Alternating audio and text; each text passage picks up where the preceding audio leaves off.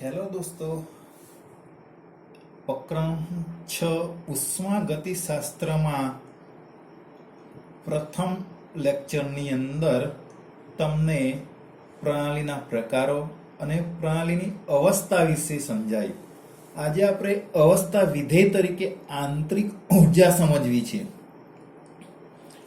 જ્યારે આપણી રાસાયણિક પ્રણાલી જે ઉર્જા ગુમાવે છે કે મેળવે છે ત્યારે પ્રણાલીની કુલ ઉર્જાને રજૂ કરતી રાશિ દાખલ કરવી પડે છે.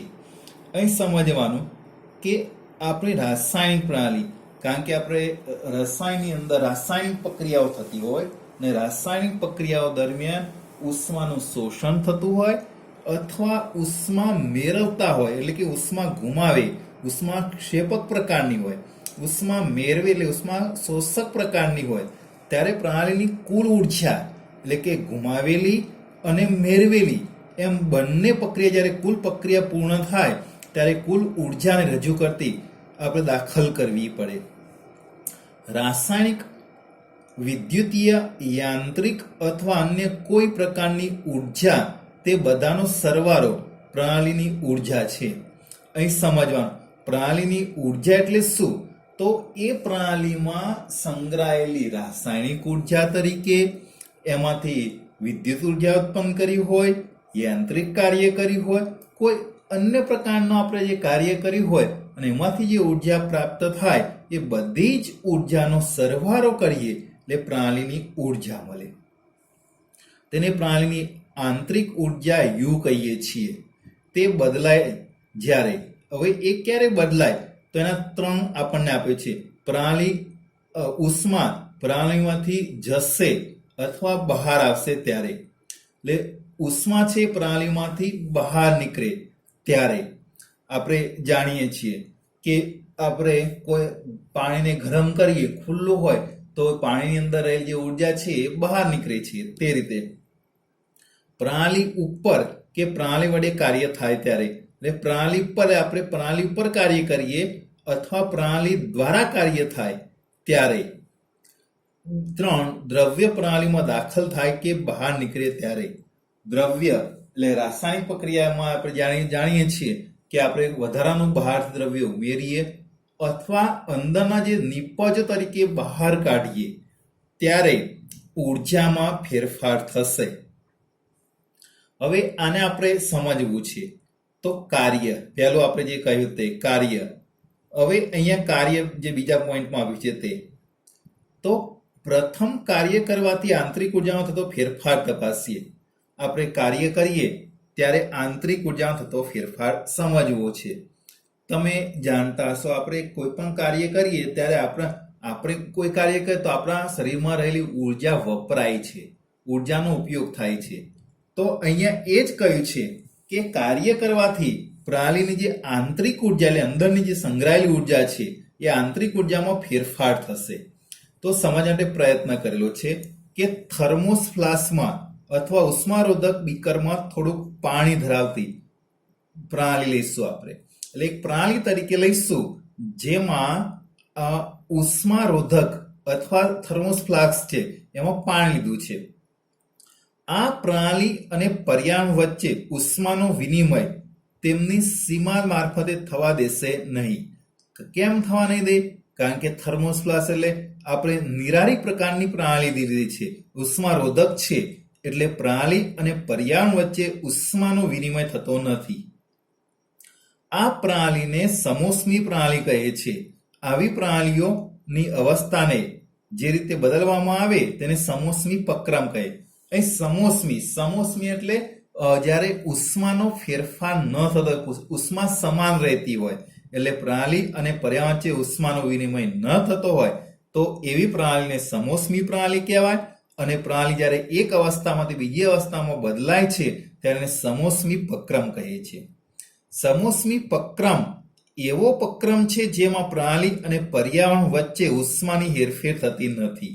એ તો આગળ સમજાય કે સમોષ્મી છે એટલે પ્રણાલી અને પર્યાવરણ વચ્ચે ઉષ્માનો ફેરફાર થશે નહીં. પ્રણાલી અને પર્યાવરણને અલગ કરતી દિવાલને સમોષ્મી દિવાલ કહે છે. એટલે આપણે જાણીએ છીએ જે ઉષ્મારોધક દિવાલ બનેલી છે એ ઉષ્મારોધક દિવાલને આપણે સમોષ્મી દિવાલ તરીકે કહીશું, જે પ્રણાલી અને પર્યાવરણ વચ્ચે ઉષ્માનો વિનિમય થવા દેતી નથી. આ પ્રણાલી પર થોડું કાર્ય કરીને આંતરિક ઉર્જામાં ફેરફાર લાવીએ. બરાબર, તો પ્રારંભિક અવસ્થાને એ કહીએ અને તેનું તાપમાન TA છે. એટલે આપણે જ્યારે પ્રારંભિક અવસ્થા જ્યારે કાર્ય કરવું છે તો શરૂઆતની અંદર ધારો કે અવસ્થા એ દરમિયાન આંતરિક ઉર્જાને UA કહીશું. આપણે આંતરિક ઉર્જા U વડે દર્શાવીએ છીએ, એટલે UA તરીકે. પ્રણાલીની અવસ્થામાં બે રીતે ફેરફાર કરી શકાય. અહીંયા બે રીતે ફેરફાર થશે. એક, યાંત્રિક કાર્ય કરીને, યાંત્રિક કાર્ય, કારણ કે અંદર જે આપણે જાણીએ છીએ કે અંદર જે પ્રણાલીની અંદર રહેલું જે પાણી છે એ સમોષ્મી છે અને ઉર્જા અચળ રહે છે. હવે એની અંદર આપણે કાર્ય કરવું છે તો પ્રથમ યાંત્રિક કાર્ય કરીને, યાંત્રિક એટલે પાણીને હલાવીને કરી શકાય, વલોવીને. તો આપણે એ સમજીએ. એટલે પહેલા યાંત્રિક કાર્ય સમજવું છે.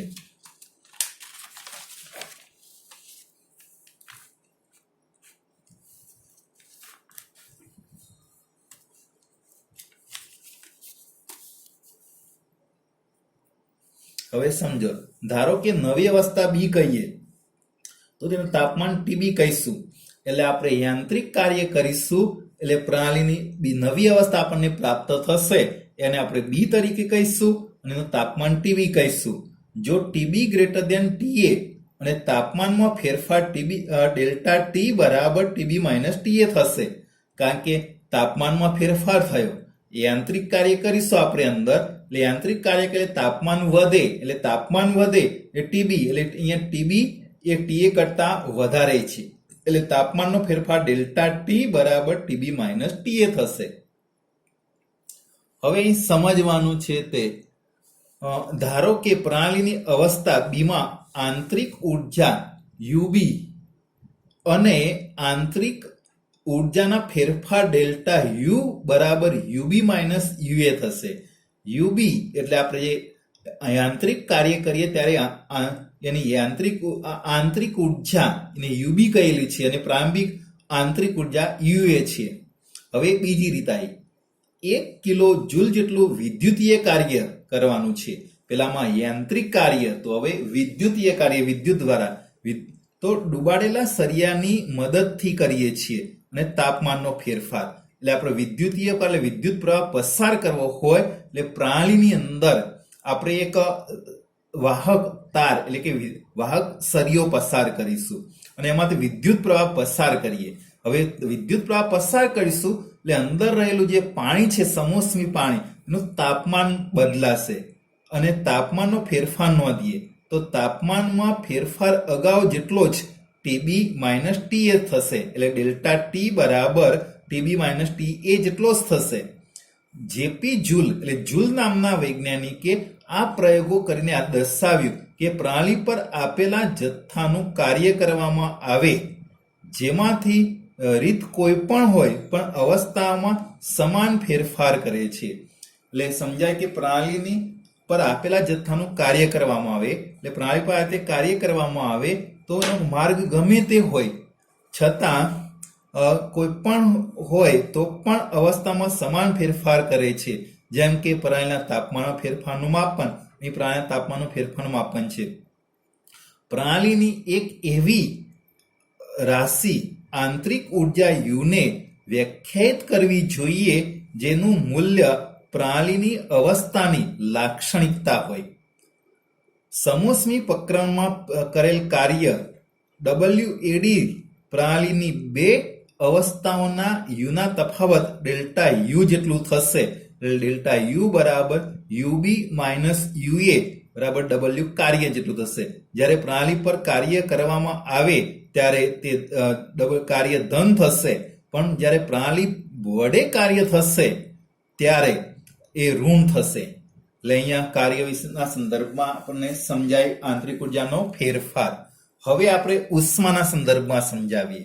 એટલે અહીંયા સમોષ્મી હતો, અહીં સમતાપી આવશે.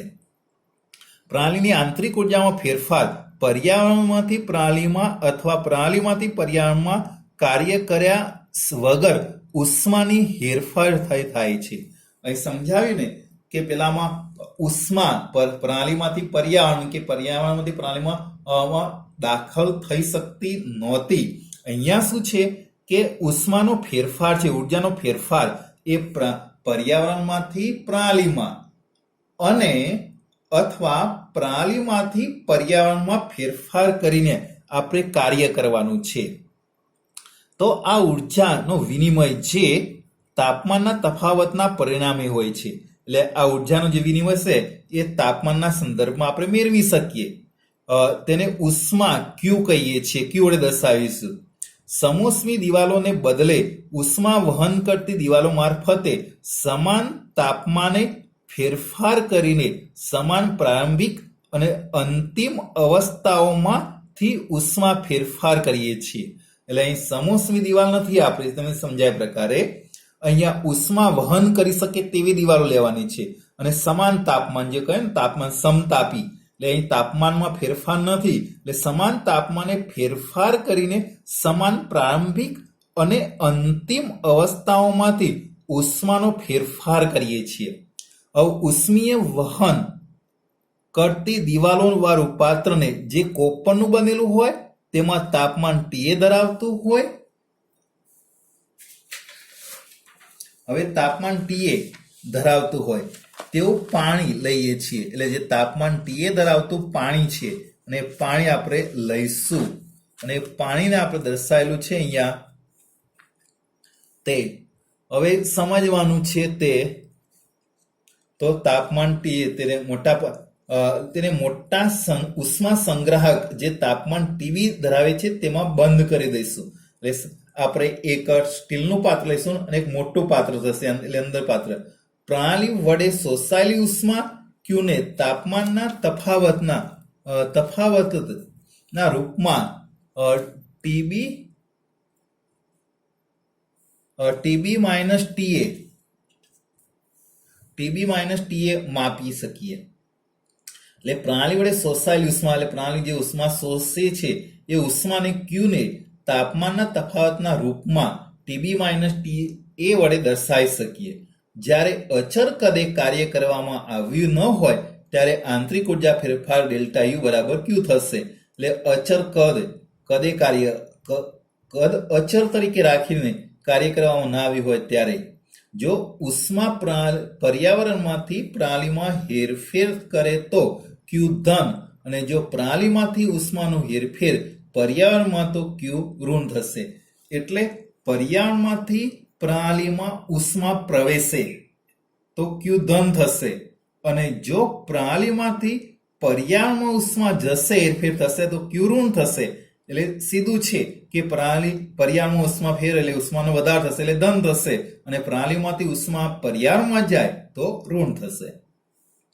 હવે એક સામાન્ય કિસ્સા તરીકે જ્યારે પ્રણાલીની અવસ્થામાં ફેરફાર કાર્યને ઉષ્મા બંનેની હેરફેર કરીને લાવીએ, એટલે જે આપણે બે કિસ્સા A અને B સમજ્યા એ બંને ફેરફારો એક સાથે કરીએ એટલે બંનેની હેરફેર કરીને લાવી શકીએ તો આંતરિક ઉર્જામાં ફેરફાર નીચે પણ દર્શાવી શકાય. ડેલ્ટા યુ બરાબર ક્યુ પ્લસ ડબલ્યુ, અને થર્મોડાયનેમિક્સનો પ્રથમ નિયમ તરીકે ઓળખાય છે.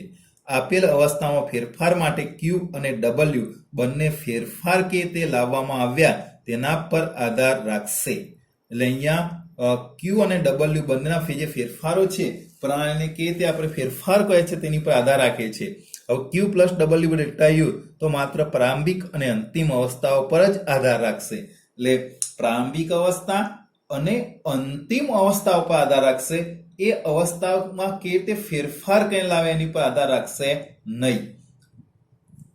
જો ઉર્જાની હેરફેર ઉષ્મા દ્વારા અથવા કાર્ય વડે કરવામાં આવ્યો ન હોય તો નિરાળી પ્રણાલી એટલે કે ક્યુ બરાબર 0 થશે અને તેથી ડબલ્યુ બરાબર 0, તેથી ડેલ્ટા યુ બરાબર 0 થશે. એટલે ડેલ્ટા યુ બરાબર ક્યુ પ્લસ ડબલ્યુ ઉષ્મા ગતિશાસ્ત્રના પ્રથમ નિયમનું ગાણિતીય નિવેદન છે અને તે નિવેદિત કરે છે. એટલે તમને પહેલા જ કહ્યું કે થર્મોડાયનેમિક્સનો પ્રથમ નિયમનું ગાણિતીય સ્વરૂપ ડેલ્ટા યુ બરાબર ક્યુ પ્લસ ડબલ્યુ, જે આપણે કેટલાક એક્ઝામ્પલ ગણવા પણ ઉપયોગ કરીશું. એટલે નિરાળી પ્રણાલીની ઉર્જા અચર રહે છે. નિરારી પ્રાણી ઉર્જા અચર રહે છે. એટલે કે સામાન્ય તે ઉર્જાનો સંચયના નિયમ તરીકે ઓળખાશે. ઉર્જા ઉત્પન્ન કરી શકાતી નથી અથવા તેનો નાશ કરી શકાતો નથી. એટલે થર્મોડાયનેમિક્સનો પ્રથમ નિયમ કે જે તમે અગાઉ સમજ્યા કે વિશ્વની કુલ ઉર્જા અચર રહે છે. ઉર્જાનું એક સ્વરૂપમાંથી બીજા સ્વરૂપમાં રૂપાંતર શક્ય છે. ઉર્જાનું સર્જન કે નાશ શક્ય નથી. આપણે જાણીએ છીએ કે કોલસો સળગાવીએ તો કોલસામાં જે રાસાયણિક ઉર્જા છે એ ઉષ્મા ઉર્જામાં રૂપાંતર છે. એટલે ઉર્જાનું એક સ્વરૂપમાંથી બીજા સ્વરૂપમાં રૂપાંતર થાય છે. ત્યાં ઉર્જા ઉત્પન્ન થતી નથી. તો અહીંયા આંતરિક ઉર્જા વિશે સમજ્યા. અસ્તુ હવે આગળના લેક્ચરમાં સમજીશું.